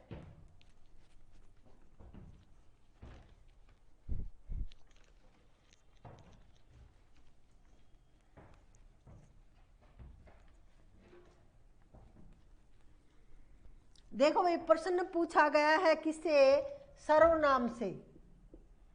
सर्वनाम की हमारी पूरी क्लास हो चुकी है, आपने देखी होगी, नहीं देखी हो तो देख लेना विबोध एकेडमी के यूट्यूब चैनल पे जाके। अब देखो भाई सर्वनाम विषयक कौन सा गलत है, इसमें गलत छांटना है भाई। सर्वनाम से संबंधित 4 विकल्प देंगे, उसमें से आपको एक गलत छांटना है भाई।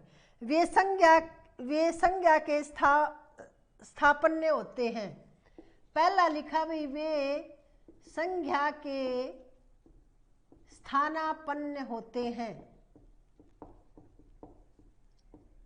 दूसरा विकल्प है भाई यह देखो, यह लिखा, यह निश्चयवाचक और पुरुषवाचक सर्वनाम है, और पुरुषवाचक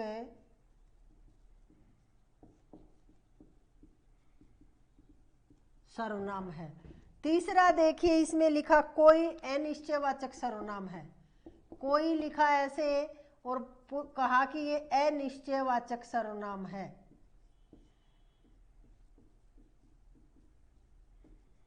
और देखिए फिर अगला फिर है भी आप, ये लिखा भाई आप केवल आदरार्थ प्रयुक्त किया जाता है, केवल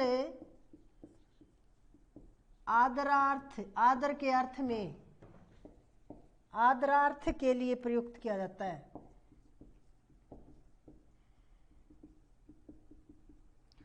ये देखो भाई 4 विकल्प दिए गए हैं आपके सामने, और सर्वनाम में बताना है कि कौन सा एक गलत है। 3 सही है, 1 गलत है भाई।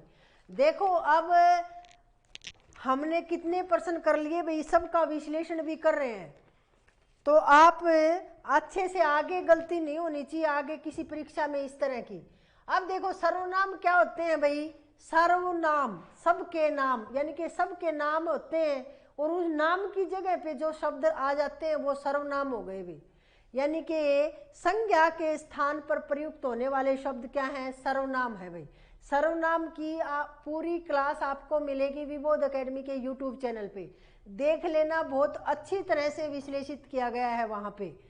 अब देखो इसमें क्या है भाई, संज्ञा के स्थान पर, वे संज्ञा के स्थानापन्न होते हैं, बिल्कुल सही बात है भाई, यानी कि संज्ञा के स्थान पर बिठा दिए जाते हैं, इसका मतलब ये है, बिल्कुल सही है। अब देखो यह निश्चयवाचक और पुरुषवाचक सर्वनाम है, बिल्कुल है भाई, यह निश्चयवाचक भी है और पुरुषवाचक भी है। अब देखो कैसे, फिर आगे आया भाई कोई अनिश्चयवाचक सर्वनाम है, बिल्कुल है भाई, कोई आया है, बाहर कोई खड़ा है, निश्चय नहीं है ना कौन है, तो वो क्या है, अनिश्चयवाचक है। दूध में कुछ गिरा है, ये प्रश्न आया है एक बार, यानी कि अनिश्चयवाचक सर्वनाम था वो भी। आप केवल देखो, आप शब्द हमें तुम के लिए, तुम नहीं कहना चाहते किसी को, बड़ों को आदर देने के लिए कि तुमने ये काम किया है, तो हम कह देते हैं आपने ये काम किया है या आप वहां जाइए, तो तुम की जगह आप लगा देते हैं तो आदर भी दे देते हैं भाई।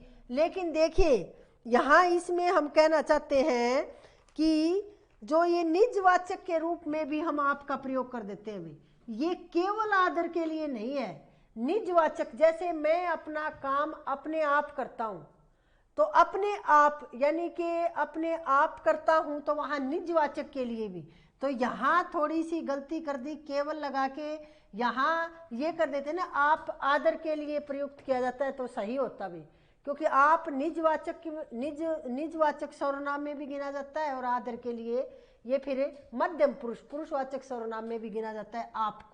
आपको देखिए पुरुषवाचक सर्वनाम में हम तू तुम किस में रखते हैं भाई, तू तुम तुमने, ये रखते हैं हम मध्यम पुरुष में, क्योंकि उत्तम पुरुष तो होता है मैं हम, मेरा, मुझे, हमने, और फिर मध्यम होता है तू तुम, और अन्य होता है वे, उन्हें, ये, उसे, ये सब।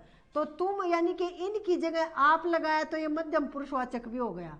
और अब केवल आदर के लिए प्रयोग तो करेंगे मध्यम पुरुष के लिए, लेकिन अपने आप निजवाचक सर्वनाम में भी इस प्रकार, जैसे उदाहरण आया भी हुआ है कि वह अपना काम अपने आप कर लेता है, तो वो इसका मतलब वहां क्या था, निजवाचक सर्वनाम था।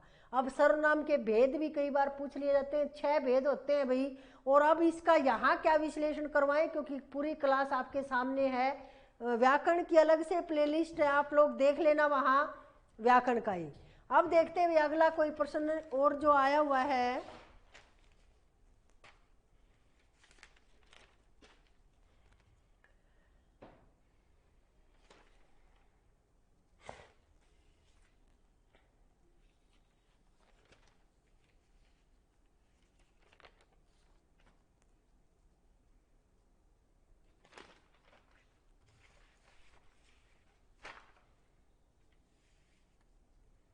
अब देखो भाई एक प्रश्न आया, फिर अगला जो प्रश्न आया वो देखते हैं भाई हम।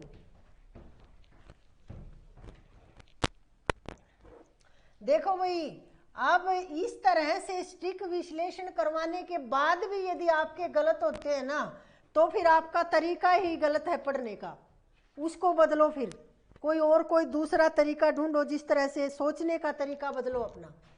अब देखो अगला प्रश्न आया भाई, इसमें हमें बताना है कि असंगत है, असंगत है, यानी कि असंगत बताना है। 3 संगत मिलेंगे आपको, एक असंगत मिलेगा। ऑप्शन क्या थे, पहला ऑप्शन है भाई, हिंदी के रीति शास्त्र का आधार काव्य शास्त्र है। हिंदी के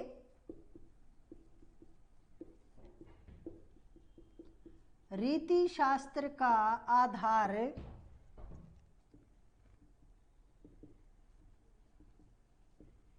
काव्य शास्त्र है। दूसरा जो ऑप्शन दिया, हिंदी कवियों में अलंकार रस, देखो भाई बहुत अच्छा प्रश्न है ये भी, हिंदी कवियों में अलंकार रस और ध्वनि के ही लक्षण और उदाहरण दिए हैं, के ही लक्षण और उदाहरण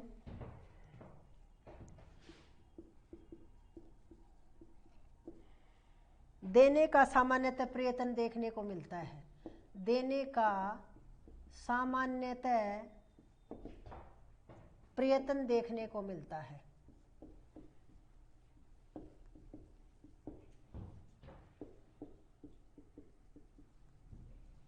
अगला जो विकल्प है वो है भाई केशव काव्य प्रवृत्ति की दृष्टि से, केशव काव्य प्रवृत्ति की दृष्टि से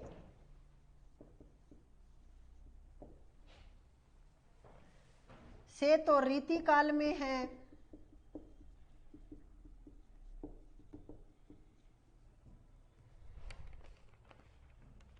रीतिकाल में आते हैं किंतु कालक्रम की दृष्टि से नहीं।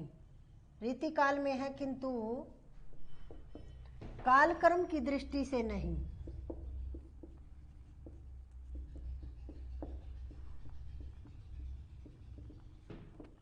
और जो अगला जो विकल्प डाला वो डाला भी देव रीति काल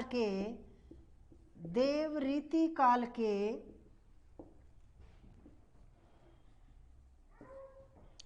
प्रमुख अलंकारवादी आचार्य हैं।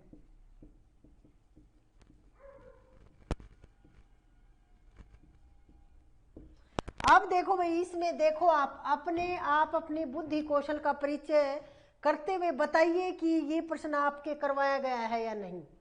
कितनी, अब ये अगर देखो इनके तो करवाया हुआ है, आप लोग जो देख रहे हो ना, तो विबोध एकेडमी के यूट्यूब चैनल पे भी 6-7 वीडियो है रीतिकाल की, और उसमें ही आपको इसका उत्तर मिल जाएगा यदि आपने देखा होगा तो।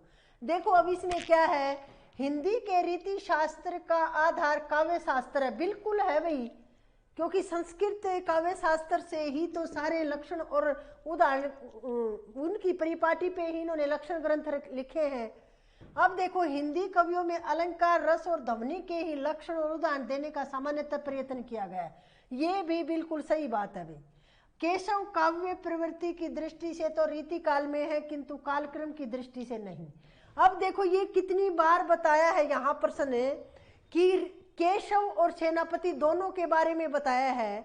वो क्लास आप देखना जाके रीतिकाल की, उसमें बताया कि केशव और सेनापति जो दोनों में 2 सामान्य विशेषताएं बताई गई थी। एक तो दोनों भक्ति काल और रीतिकाल की संधि रेखा पर स्थित कवि हैं, और दूसरी विशेषता बताई गई थी कि दोनों भक्त भी हैं और श्रृंगारी भी हैं। दोनों के बारे में बताया गया था वहां। तो देखो इसमें वही बात तो कही गई है। और देखो केशव काव्य प्रवृत्ति की दृष्टि से रीतिकाल में है किंतु कालक्रम की दृष्टि से क्या है ये, क्योंकि देखो इनकी रसिक प्रिया 1591 ईस्वी में भक्तिकालीन समय सीमा में लिखी गई रचना है भाई। इसीलिए तो भक्ति काल के फुटकर कवियों में अध्ययन किया रामचंद्र शुक्ल ने केशवदास का, कि रामचंद्र शुक्ल का इतिहास आपके पास होगा, आज खोल के देखना। उसमें जो भक्ति काल के फुटकल कवि, एक ऐसे आपको हेडिंग मिलेगी और उसमें जाके देखना केशव का वहां पे वर्णन मिलेगा आपको। तो इसका मतलब क्या है, वो भक्ति काल के फुटकल कवियों में डाल दिया इनको कि भक्ति काल की समय सीमा में इन्होंने रचना। और ये केशव की एक खास बात और क्या थी, हिंदी के पहले अलंकारवादी आचार्य माने जाते हैं भाई। हृदयहीन कठिन काव्य का प्रयत्न, कई प्रश्न यहाँ से पूछे जाते हैं भाई। अब देखो अगला प्रश्न आया, ये 3 तो ठीक हो गए, स्वाभाविक बात। अब ये गलत है। अब ये गलत क्यों है, देखो देव रीति काल के प्रमुख अलंकारवादी आचार्य हैं। अब एक बच्चे ने कहा कि इन्होंने अलंकार भी लिखे हैं और रस भी लिखे हैं भाई। अरे सबसे पहली बात एक लिखवाई गई थी देव को संशोधित करते हुए। सबसे पहले देखो इस तरह से हमने शुरू किया था। देव का पूरा नाम देवदत्त द्विवेदी, और देव का जन्म 1673 ईस्वी में इटावा के पास, और देव रसवादी आचार्य है, लिखवाया गया था। तो देखो ये अलंकारवादी कहाँ से आ गए भाई, ये तो रसवादी आचार्य है देव। अब लिखेंगे इसके बारे में, इसका निष्कर्ष थोड़ा थोड़ा यहाँ से क्या प्रश्न और पूछे जा सकते हैं वो देखेंगे। बाकी ज़्यादा अगर आपको गंभीरता से करना है तो हमारे विबोध एकेडमी के यूट्यूब चैनल पे आपको रीतिकाल की अलग से प्लेलिस्ट मिलेगी भी, वहाँ देख लेना आप। अब देखते हैं इसके बारे में, हम देव के बारे में देखते हुए। देव से प्रश्न गलत हुआ है यहाँ, ये इसका उत्तर ये है भाई, क्योंकि देव रीतिकाल के प्रमुख अलंकारवादी नहीं रसवादी आचार्य हैं, रसवादी आचार्य हैं। ये याद रखना है। ये गलत है तो क्यों है ये पता होना चाहिए आपको। अब देखते हैं इसके बारे में थोड़ा सा, देव के बारे में देख लो, केशव के बारे में देख लो, क्योंकि यहाँ से कई प्रश्न बन जाते हैं भाई। और अब जो आपका नेट का पेपर होगा ना, यहाँ से आपको बहुत ज्यादा प्रश्न मिलेंगे इस क्लास से। ये 2-3 क्लास बड़ी बड़ी मिलेंगे आपको जिसमें ये विश्लेषण करवाया गया है एस्टेट का, उसकी वो क्लास जरूर देखना। ये आप दोनों तीनों क्लास, क्योंकि नेट की या आपकी जो भी आगे परीक्षा होगी ना, बहुत ज्यादा मदद मिलेगी आपको यहाँ से। अब देखो देव के बारे में देखो भाई। देव आप सबको पता है रीतिकाल के कवि है भाई, रीतिबद्ध कवियों में गिना जाता है इनको। देखो विश्वनाथ प्रसाद मिश्र ने 3 धाराओं में बांटा है किसको, रीतिकाल को, रीतिबद्ध, रीति सिद्ध और रीति मुक्त। अब रीति सिद्ध में भी 5 कवि पढ़े थे हमने, रीतिबद्ध में भी, बद्ध में बहुत ज्यादा है, और फिर रीति मुक्त में पढ़े थे। अब देखो देव क्या है भाई, ये रीतिबद्ध कवि है और इनका जो पूरा नाम है वो है भाई देवदत्त द्विवेदी। ये भी कई बार पूछ लिया जाता है भाई, देवदत्त द्विवेदी इनका पूरा नाम है। इनका जन्म हुआ था भाई 1673 ईस्वी में इटावा के पास हुआ था भाई। अब देखो भाई इसे प्रमुख रसवादी आचार्य हैं, लिखो भाई ये प्रमुख रसवादी आचार्य हैं और इनकी रचनाएं लिख लो। अब इन्होंने 72 ग्रंथों की रचना की है भाई, 72 ग्रंथ लिखे हैं देव ने। और इनकी प्रथम रचना भी कई बार पूछी जाती है भी भाव विलास। कई पिछले पेपरों में देखना पूछ ली जाती है कि देव की पहली रचना कौन सी है, तो जो इनकी प्रथम रचना है वो है भाई भाव विलास। भाव विलास इनकी प्रथम रचना है और ये कब लिखी गई थी, ये 1689 ईस्वी में लिखी गई थी भाई। अब देखो इसके अलावा इन्होंने बहुत सी रचनाएं लिखी भाई, भाव विलास, भवानी विलास, भवानी विलास भी लिखी है इन्होंने। और देखो एक और ये अपनी अकड़ के कारण प्रसिद्ध है भाई। देव बहुत से आश्रयदाता हुए इनके, भोगीलाल मुख्य आश्रयदाता थे इनके। वैसे ये टिकते नहीं थे एक जगह क्योंकि अकड़ थी, ये अपमान सहन नहीं कर सकते थे, किसी की चमचागिरी इनसे बर्दाश्त नहीं होती थी, तो ये एक राजा से दूसरे राजा के आश्रय में भटकते रहे हैं। अब देखो भाई भवानी विलास, एक सुजान विनोद लिखो भाई, बहुत पूछी जाती है सुजान विनोद क्योंकि देव की रचना है सुजान विनोद। एक पूछी जाती है भाई सुजान सागर जो घनानंद की रचना है, एक पूछी जाती है भाई सुजान चरित जो सूदन की रचना है। ये 2-3 रचनाएं लिख लो भाई। जो देखो सुजान सागर आए तो किसकी है, सुजान हित प्रबंध, ये है भाई घनानंद की। और यदि सुजान चरित पूछा जाए तो ये सूदन की रचना है भाई। ये कई बार कंफ्यूजन हो जाता है। और सुजान विनोद किसकी है, देव की है भाई। इसी तरह से देव शतक लिखी है, देव चरित लिखी है, राग रत्नाकर लिखी है, इन्होंने बहुत सी रचनाएं इन्होंने लिखी है। अब देखो भाई इनके बारे में एक प्रश्न जो अभी पूछा गया आरपीएससी में देव के बारे में कि ने शुक्ल ने क्या कहा, प्रगल्भ और प्रतिभा संपन्न देव को कहा है क्या, शुक्ल ने संज्ञा दी है भाई क्या, देव को ये कहा कि ये प्रगल्भ और प्रतिभा संपन्न थे, प्रगल्भ और प्रतिभा संपन्न थे। देखो ये भी कई बार पूछा जाता है भाई, कई बार क्या बहुत से प्रतिभा संपन्न थे। अब ये किसने कहा है देव के बारे में, ये शुक्ल ने कहा है भाई। ये पूछ लेते हैं ये कथन किसका है, तो आचार्य रामचंद्र शुक्ल ने। प्रगल्भ का मतलब होता है भाई चतुर, प्रगल्भ और प्रतिभा संपन्न थे ये। और देखो डॉक्टर बच्चन सिंह ने देव को क्या कहा है, आवेगात्मक नैनो उत्सव का कवि।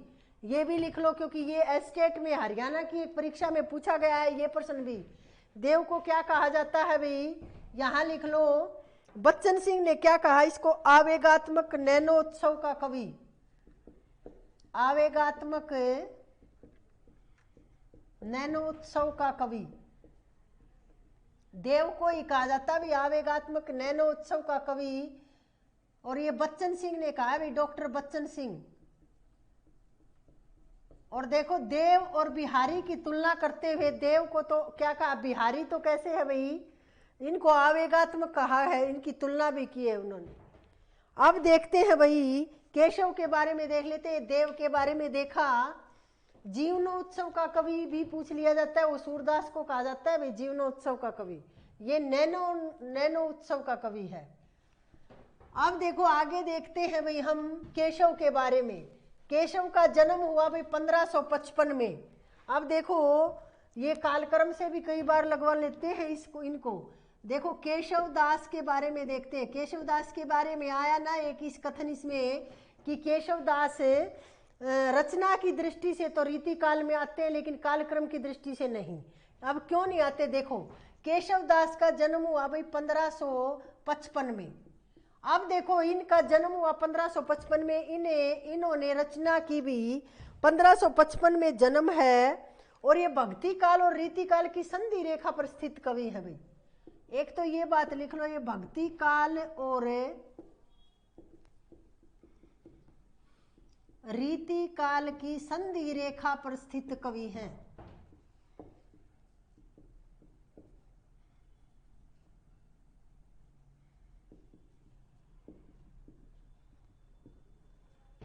दूसरी देखो ये सेनापति के बारे में भी स्टिक बैठती है भाई ये बात, वो भी भक्ति काल और रीति काल की संधि रेखा पर स्थित कवि है, क्योंकि उनका जन्म तो हुआ है 1589 सेनापति का तो, और इनका 1555, ये बड़े हैं सेनापति से भी।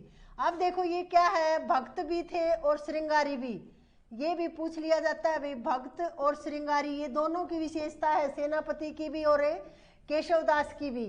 और इनके जो देखो एक बार प्रश्न पूछा गया, इनकी रचनाएं हम 9 पढ़ते हैं भाई, 9 रचनाएं पढ़ते हैं, अब लिखेंगे भी, लेकिन शुक्ल ने इनकी 7 ग्रंथों का उल्लेख किया भाई। शुक्ल ये कहते हैं कि इन्होंने 7 ग्रंथों की रचना की है, तो शुक्ल ने इनके 7 ग्रंथों की बताइए है भाई।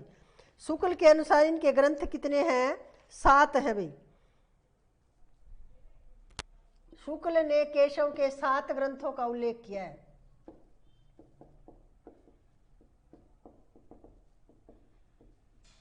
यानी कि शुक्ल के अनुसार पूछ लिया जाए केशव के ग्रंथ तो 7 बताएंगे भाई। और वैसे तो देखो अब लिखेंगे इनके 9 के 9 ग्रंथ कौन कौन से हैं, क्योंकि यहाँ से प्रश्न आएंगे भाई, बिल्कुल आएंगे। अब देखो ग्रंथ इनके कौन से हैं, सबसे पहले क्या लिखा भाई? रसिक प्रिया। रसिक प्रिया लिखा भाई 1591 ईस्वी में लिखा रसिक प्रिया ये। और दूसरा देखो भाई ये तो क्या था, नायिका भेद की रचना थी, फिर लिखा इन्होंने कवि प्रिया। कवि प्रिया लिखा भाई 1601 में, और फिर रामचंद्रिका भी लिखा भाई 1601 में, रामचंद्रिका। और देखो भाई रामचंद्रिका के बारे में भी कई प्रश्न आ जाते हैं भाई। रामचंद्रिका को छंदों का अजायब घर रामस्वरूप चतुर्वेदी ने कहा है। फुटकल कविताओं का संग्रह किसने कहा है? पीताम्बर दत्त बड़थवाल ने, कई बार पूछा गया है ये। और देखो भाई आगे फिर इसकी रचना है भाई, रामचंद्रिका के बाद इन्होंने क्या लिखी है भाई? रतन बावनी। रतन बावनी लिखी है भाई इन्होंने, रतन बावनी लिख दी भी 1607 में लिख दी। और फिर लिख दी भी वीर सिंह देवचरित। वीर सिंह देवचरित,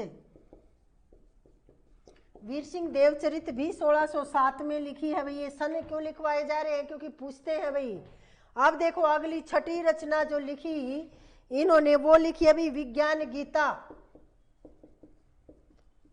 विज्ञान गीता लिखी हुई 1610 में लिखी हुई विज्ञान गीता। और फिर अगली जो रचना इन्होंने लिखी वो जहांगीर जस चंद्रिका। जहांगीर जस चंद्रिका ये लिखी हुई कब? 1612 ईस्वी में। और फिर एक रचना लिखी हुई इन्होंने नख सिख। और देखो इनके भाई है, इनका बड़ा भाई बलभद्र मिश्र, उन्होंने लिखी है सिख नख। उनकी रचना का नाम है, इनकी रचना का नाम तो नख सिख है, उसका है सिख नख। ये रचना किसने लिखी है? बलभद्र मिश्र ने, इन्हीं के बड़े भाई थे वो। और देखो इन एक है भाई छंदमाला, ये है भाई केशवदास को की रचनाएं। और केशवदास को कठिन काव्य का प्रेत कहा जाता है, हृदयहीन कवि कहा जाता है। और देखो रामचंद्रिका के बारे में आता है, ये अपनी संवाद योजना के लिए बहुत प्रसिद्ध है भाई रामचंद्रिका। जो ये अभी जो वर्तमान में संवाद योजना मिलती है आपको, रामलीला देखते हो वहाँ, उसमें ये इन्हीं की है वो संवाद योजना। और ये हम डिटेल से करवा चुके हैं भाई, आप रीतिकाल की देखना, निकाल के आपको मिल जाएगी क्लास। ये हमने देखे भी कुछ प्रश्न जो हमारे यहाँ आए थे, अभी और बच गए भाई, उनका भी करेंगे अच्छी तरह से, इसी तरह से विश्लेषण करेंगे। यदि आपको अच्छी लगे तो आप क्लास को लाइक करना, कमेंट्स डालना और शेयर करना भाई, ताकि और बच्चे भी इसका फायदा उठा सके।